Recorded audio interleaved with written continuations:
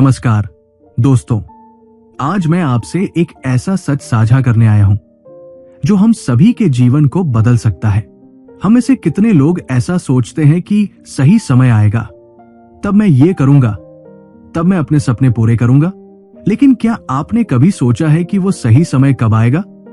इसी संदर्भ में मैं आपको एक कहानी सुनाना चाहता हूं। ये कहानी एक शांत आश्रम की है जो ऊंचे पहाड़ों के बीच बसा हुआ था। वहां एक वृद्ध गुरु अच्युतानंद और उनके युवा शिष्य अर्जुन की प्रेरणादायक यात्रा का जिक्र है। इस कहानी में छुपा संदेश न केवल हमारे जीवन को दिशा देगा, बल्कि ये हमें ये सिखाएगा कि सही समय का इंतजार करना ही हमारी सबसे बड़ी गलती है। तो आइए इस कहानी के माध्यम से जीवन का एक महत्वपूर्ण सबक सीखते हैं।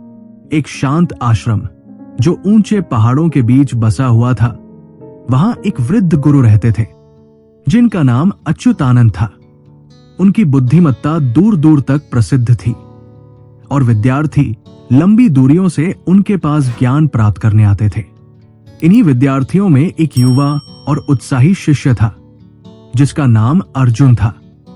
वो आत्मज्ञान और जीवन का उद्देश्य खोजने की चाह रखता था। एक ठंडी सुबह जब सूरज की सुनहरी किरणें धुंधले जंगलों के बीच चमक रही थी, गुरु अच्युतानंद ने अर्जुन को टहलने के लिए बुलाया। वे चुपचाप चलते रहे, हल्की हवा का एहसास करते हुए और पक्षियों के मधुर गीत सुनते हुए। आखिरकार गुरु एक पुराने और मुरझाए हुए पेड़ के पास रुके जो चट्टान की कगार पर अकेला खड़ा था। अर्जुन, गुरु अच्युतानंद ने कहना शुरू किया, मुझे बताओ, जब तुम इस पेड़ को देखते हो तो तुम्हें क्या दिखता है? अर्जुन ने पेड़ को ध्यान से देखा और कहा, यह कमजोर और बूढ़ा लगता है गुरुजी। इसकी शाखाएं सूखी हैं और ये निर्जीव लगता है। गुरु अच्युतानंद ने सोचते हुए सिर हिलाया। ये पेड़, प्रिय अर्जुन, कभी एक बीज था, जैसे यहाँ के अन्य पेड़। इसमें ऊंचा और मजबूत बनने की क्षमता थी, लेकिन इसने सूरज की ओर बढ़ने के लिए बहुत देर कर दी। अब ये यहां अकेला और बंजर खड़ा है। अर्जुन ने सिर खुजलाते हुए कहा, लेकिन गुरुजी, पेड़ कैसे इंतजार कर सकता है? क्या प्रकृति इसे मार्गदर्शन नहीं करती? बिल्कुल, गुरु ने मुस्कुराते हुए कहा, लेकिन जैसे पेड़ के अपने ऋतु होते हैं, वैसे ही हमारे भी। बहुत से लोग सही समय का इंतजार करते हैं, सीखने के लिए, बदलाव लाने के लिए या आगे बढ़ने के लिए। लेकिन हर दिन जो वे इंतजार करते हैं, वे अपने महान बनने का अवसर खो देते हैं। इस पेड़ की तरह वे खिलने से पहले ही मुरझा जाते हैं। युवा शिष्य ने इस पर विचार किया, लेकिन उसका दिल अभी भी संदेह से भरा हुआ था। गुरुजी, मैं समझता हूं, लेकिन मेरे पास इतने सारे सपने और योजनाएं हैं। मैं उस सही समय का इंतजार कर रहा हूं जब सब कुछ ठीक हो जाएगा। गुरु अच्युतानंद ने हल्के से हंसते हुए उसे अपने पास बैठने का संकेत दिया। अपनी आंखें बंद करो अर्जुन। एक भव्य भोज की कल्पना करो। तुम्हारे सभी पसंदीदा व्यंजन, ताजे फल, गर्म चावल, सुगंधित चाय, सब तुम्हारे सामने सजा हुआ है। अब सोचो कि तुम हर दिन उस पहले आदर्श कौर का इंतजार कर रहे हो। तुम उसे देखते हो और सोचते हो, कल खाऊंगा।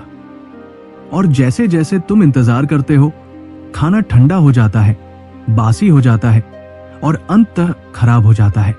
अर्जुन की आंखें चौड़ी हो गई और उसने आश्चर्य से अपने गुरु की ओर देखा। मैं ऐसा कभी नहीं करूंगा गुरुजी। अगर मुझे भूख लगेगी तो मैं तुरंत खाऊंगा। गुरु अच्युतानंद ने समझदारी भरी मुस्कान के साथ कहा, तो फिर तुम अपने जीवन के साथ ऐसा क्यों करते हो?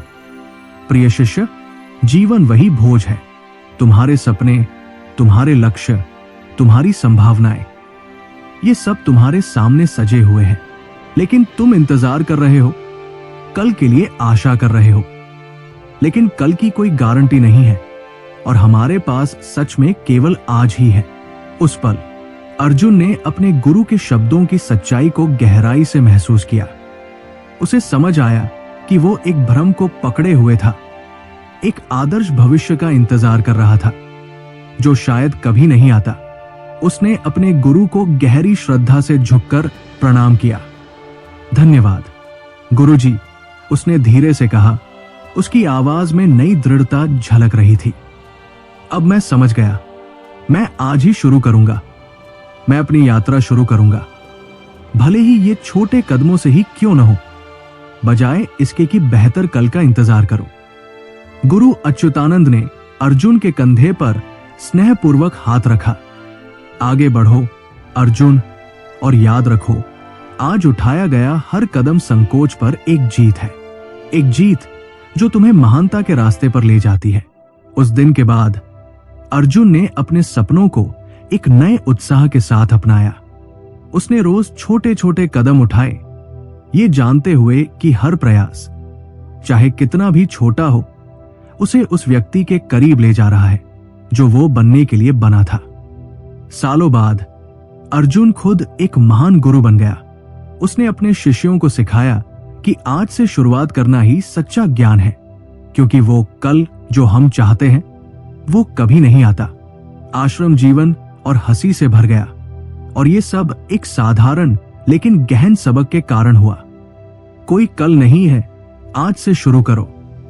दोस्तों, इस कहानी ने हमें एक सीधी लेकिन गहरी सीख दी है। कोई कल नहीं है, आज से शुरू करो। हमारे सपने, हमारी संभावनाएं हमारे सामने सजी हुई है, लेकिन हम सही समय की प्रतीक्षा में उन्हें ठुकरा देते हैं।